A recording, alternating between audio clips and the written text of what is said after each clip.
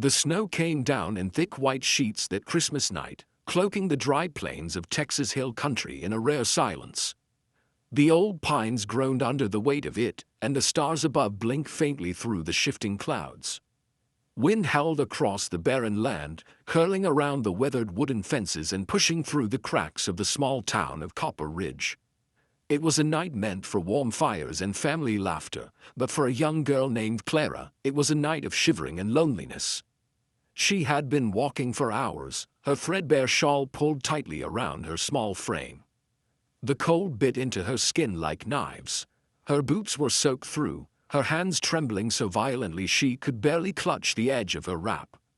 Each gust of wind stole her breath, and her lips were pale and cracked. The lantern she carried had gone out long ago, leaving her to wander under the dim light of the moon. Clara had nowhere left to go. Her father, a railroad worker, had died 2 months earlier in an accident outside Abilene. Her mother, frail and feverish, had followed him just 3 weeks later.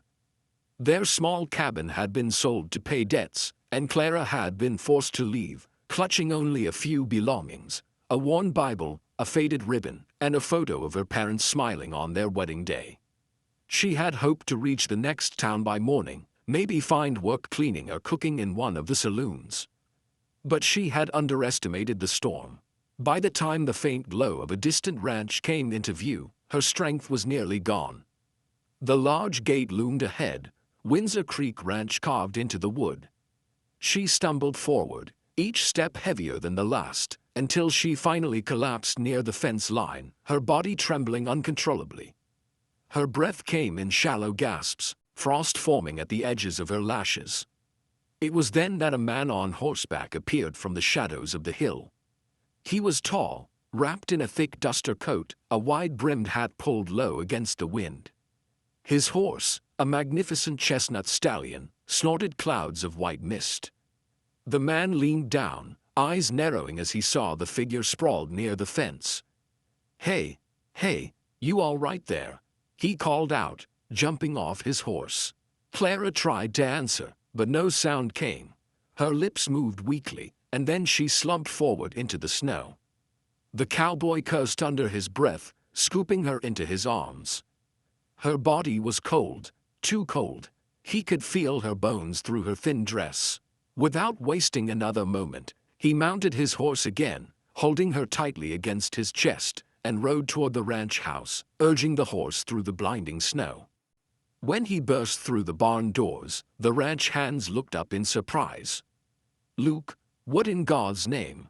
one of them began, but Luke cut him off. "Get me hot water, blankets, now," he barked. "She's near frozen to death." The men hurried, their boots clattering against the wooden floor. Luke carried her into the main house, straight to the big stone fireplace that burned in the parlor. He laid her gently on the rug, removing her wet shawl and wrapping her in thick wool blankets. Her face was ghostly pale, her eyelids fluttering slightly. He worked quickly, rubbing her hands and feet to restore circulation, whispering softly, "Come on, girl, stay with me." Minutes passed before she stirred, a faint moan escaping her lips.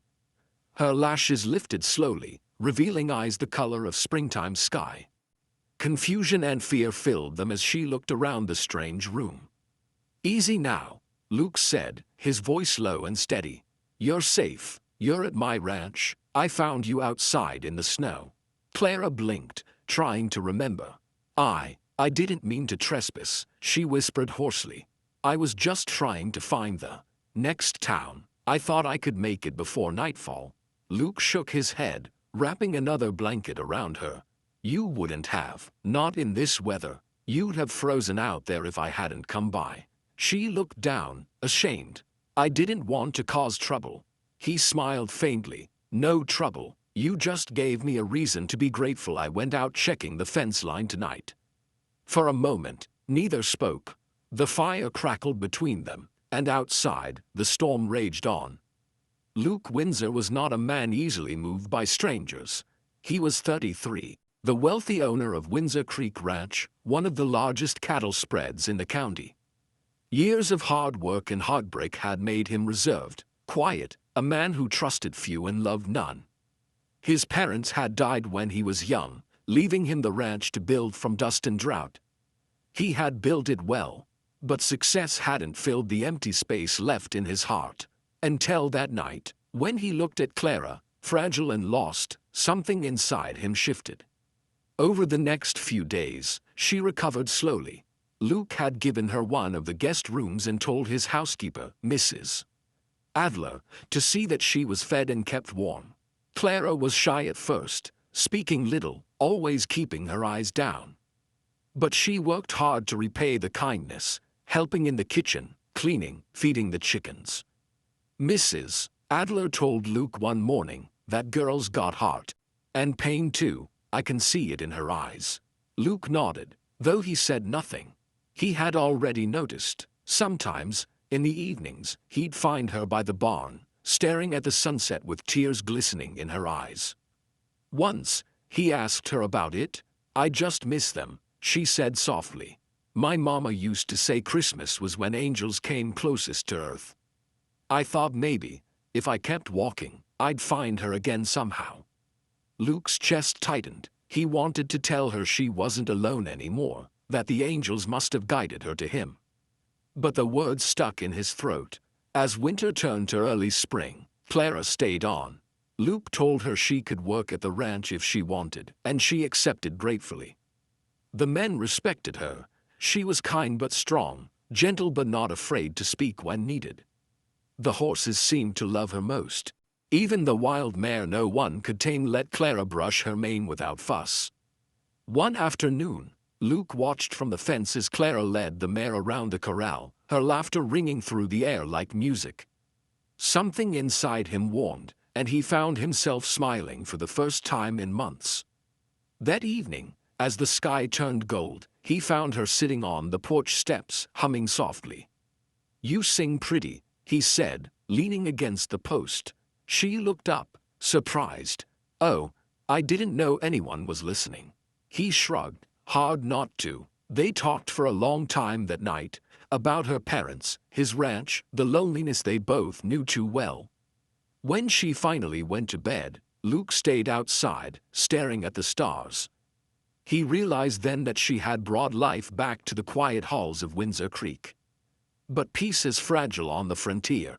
In late March, a group of outlaws started raiding nearby ranches, stealing cattle and burning barns. One night, Luke received word that they were heading his way. He gathered his men, armed and ready.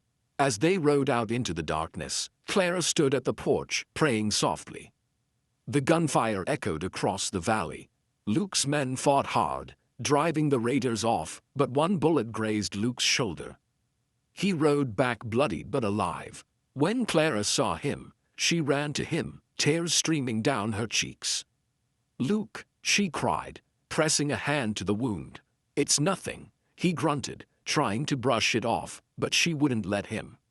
She cleaned the wound and bandaged it, her hands trembling. "You could have been killed," she whispered. He caught her hand gently. "You were worth the risk." She froze, eyes wide. Neither spoke for a moment, the air between them heavy with something unspoken. Then she looked away, blushing, and he smiled faintly. After that night, something changed between them. They spent more time together, riding the pastures, fixing fences, sharing quiet meals by the fire. Clara began to laugh again, and Luke found himself dreaming of things he'd long given up on: companionship, a home filled with warmth. By the time summer came, Windsor Creek Ranch felt different, alive. One evening, under the vast Texas sky, Luke took her down to the riverbank where the fireflies danced over the water. The air was warm, and the sound of the crickets mixed with the soft murmur of the stream. "Clara," he said quietly, "when I found you that night, I thought maybe it was just chance. But I don't think that anymore. I think you were meant to come here." She turned to him, her heart pounding. "Luke," he took her hand, "I ain't much for fancy words, but I know this: I don't want a life here without you in it." Tears filled her eyes. "You've already given me more than I ever dreamed of. I thought my life ended that night in the snow. But you saved me." He smiled. "No, Clara, you saved me. That Christmas, 1 year after the night he found her shivering by the fence, the Windsor Creek Ranch was lit with candles and laughter. Snow fell softly outside as the guests gathered inside for dinner. Luke stood by the fire, his arm around Clara, now his wife. She wore a simple white dress, and her eyes shone brighter than the lights on the tree. When midnight came, Luke kissed her forehead and whispered, "Merry Christmas, my angel." She smiled, resting her head on his chest. "I told you angels come closest to earth on Christmas."